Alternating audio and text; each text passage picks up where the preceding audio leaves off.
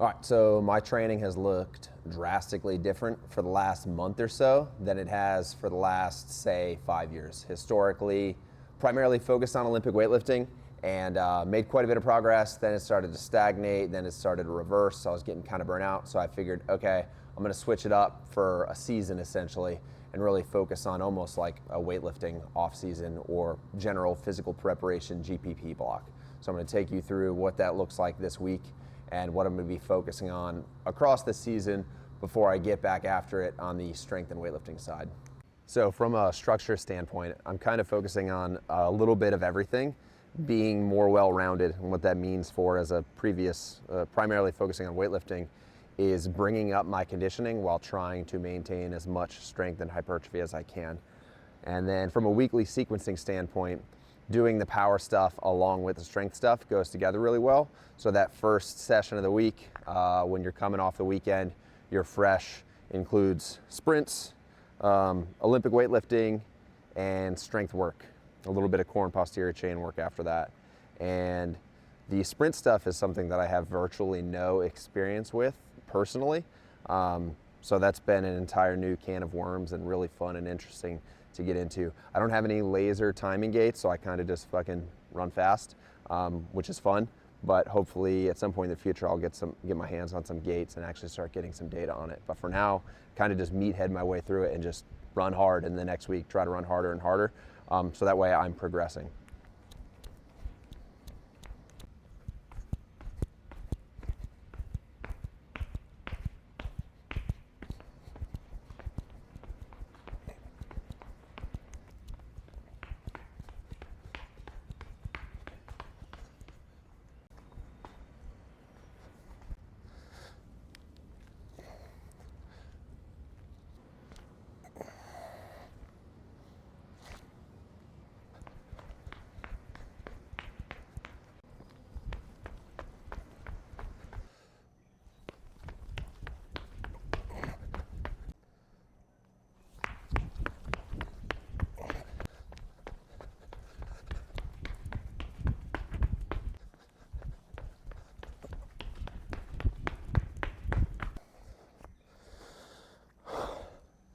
So since the sprint stuff is so new to me, previously did a lot of endurance stuff, like way on the endurance side, borderline ultra endurance side of things. The sprint and acceleration stuff's brand new to me, so I understand it like fundamentally and the way to progress it. It's just not something I have a ton of experience firsthand doing myself. So it's been fun, keep it super basic. One day focused more on the max velocity side of things, so that's the one I just did. So some falling starts, some flying starts with a little bit longer of a stretch to get closer to max velocity. And then that other day, you'll see later in the week, is a lot more focused on acceleration mechanics and a little bit of resisted acceleration. So dynamic warm-up is complete, sprints are complete. I'm gonna do a few jumps, some broad jumps, some overhead jumps to a target you're trying to hit, intent matters. And then hit a quick barbell warm-up complex before my weightlifting stuff. My jumps, kind of something that I always have sucked at historically. So I really try to front load them, do them when I'm fresh, not when I'm carrying any sort of other fatigue.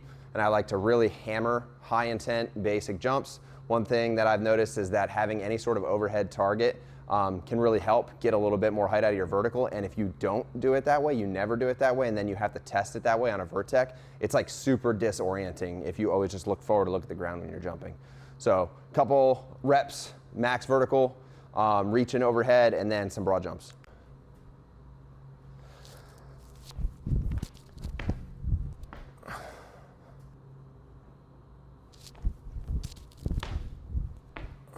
Same thing on the broad jumps, super basic, just focusing on clean quality reps, trying to get a little bit further each rep.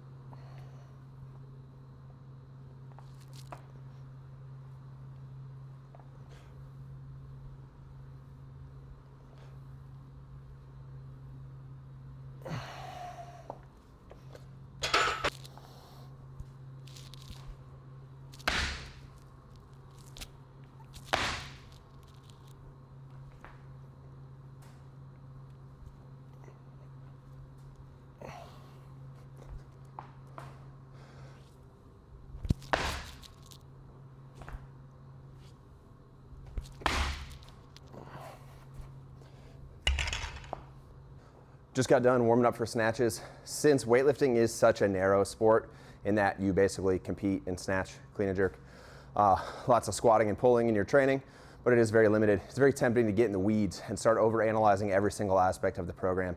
The fact that I'm focusing on such a broader range of things is really refreshing because I can just start with the weightlifting where it feels comfortable, moderate amount of volume, some variations here and there, and as soon as I can't progress the next week with the same variation, I strip that variation away and then get back to the classics with the goal of being able to hit, say, 92, 90% at the end of this program while drastically improving my conditioning and sprinting abilities.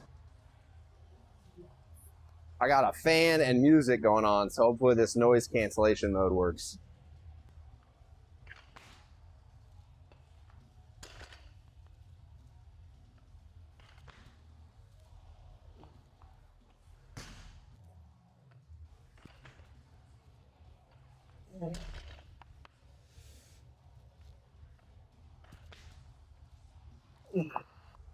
So when it comes to the weightlifting progression, since I'm keeping it so basic, I started at a moderate to high amount of volume.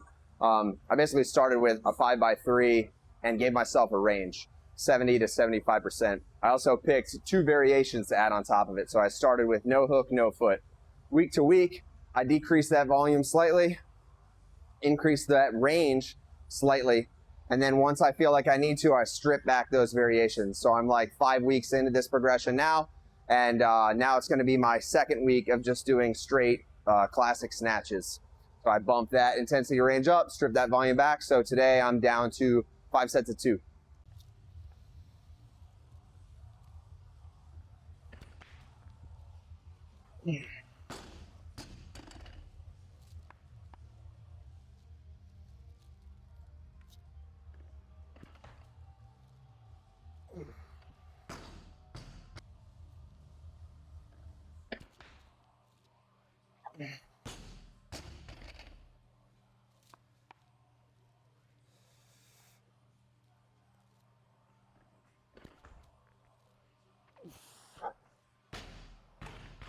Not perfect, but moving pretty fast. That's what matters.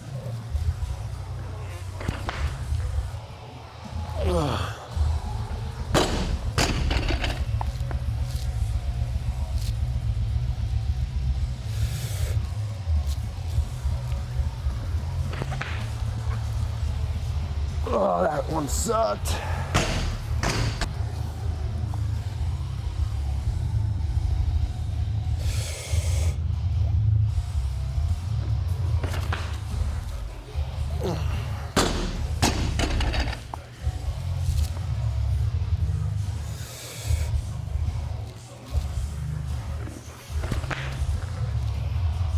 Better. So onto the strength work. Snatch pulls first, and then the progression that I work through, similar to that with the normal snatches, going from more to less varied over time. I plugged in the standard pull variation progression that I use from weightlifting. So first block, I went floating, snatch, high pull to get lots of eccentric work, time under tension, as well as upper body, a little bit of hypertrophy and drilling, keeping the bar close.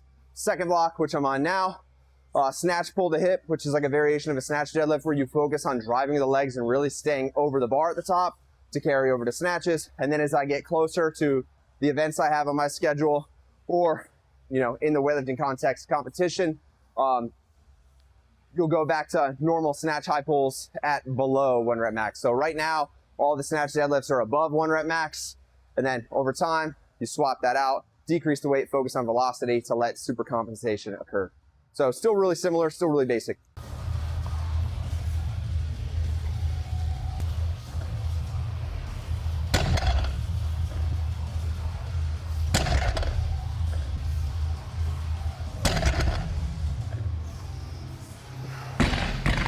For the squat progression, do something a little bit different. You may have heard of triphasic. I kind of use a bastardized version of triphasic.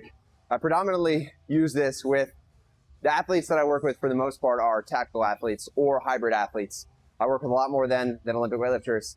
And it's really, really good for having a balanced training, multiple physical qualities. So essentially what you do is you'll cycle through a block of training with eccentric work, then isometric work, then normal tempo work. And then as you get closer to either a testing phase or a competition, you will substitute that out for speed focused work. And I say bastardized because the eccentrics and tempos that I'm using are short and abbreviated. But realistically, if you're training somebody remotely and you give them a 10-second eccentric or 10-second pause, they're probably not going to do it. So eccentric, now I'm on pause squats. And you may be a little bit concerned with, if you're new to these, you'll get incredibly sore, and you'll also realize that you're doing it with much lighter weights than you're used to. If you're somebody like me who always uses normal variations, you can get in your head, but you got to trust the process and realize that you're getting as much progress as you can out of these light weights while you're spending time developing other qualities. And when you go back to your normal variations, all of that eccentric and pause work will really, really ingrain solid positions. And your issues like knee valgus, stripper squat, and whatnot will kind of fall by the wayside, and your positions will be a lot more solid, even though you train with, relatively speaking, lighter weights throughout that block.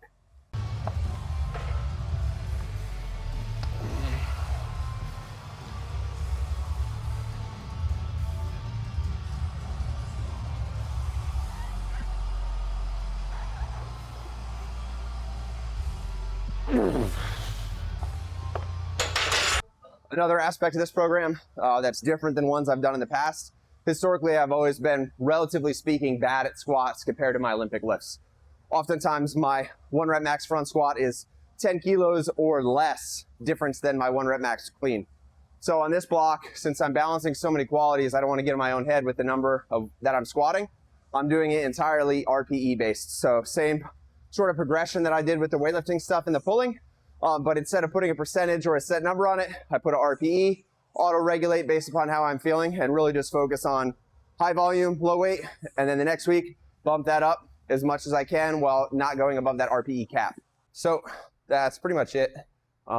Velocity, max velocity session, some true power with the jumps, weightlifting stuff, strength stuff, pulling, squatting, all that's done. The only thing that I have left is some direct posterior chain work, nothing fancy or sexy, not gonna bother filming it, just weighted GHD hip extensions.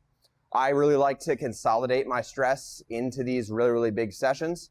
So although your hamstrings are gonna be tired from the pulling and the squatting, in my opinion, it makes more sense to stack your direct posterior chain work on the end of that session. You're already fatigued, you're already gonna be tired and fatigued throughout the week. So if you try to wait and then do it tomorrow with an upper body focus session, you're going to be combating all of that fatigue and kind of blunting your ability to recover. So you consolidate that stress, and then the following session, you don't have to worry about training it. You're going to be recovering from it. But in conclusion, mixing all these modalities together and training really to just be well-rounded has been really fun thus far and refreshing. It allows me to get out of my own head. And when you're trying to balance this many physical qualities, what it really comes down to is having a sound program. It doesn't need to be the most advanced or technical whatsoever. In fact, that's kind of contraindicated. So really just hammering the basics and getting as much quality work in that session as that you can and still recover from and make it to the next session. Somehow one person made it to the end of this video and you like this style of training and you're interested in it, you can check the link down below to my Train Heroic. There's a team. We got a small amount of people on the team looking to grow. And then I also have standalone programs for weightlifting and CrossFit add-ons and hybrid as well. So check it out.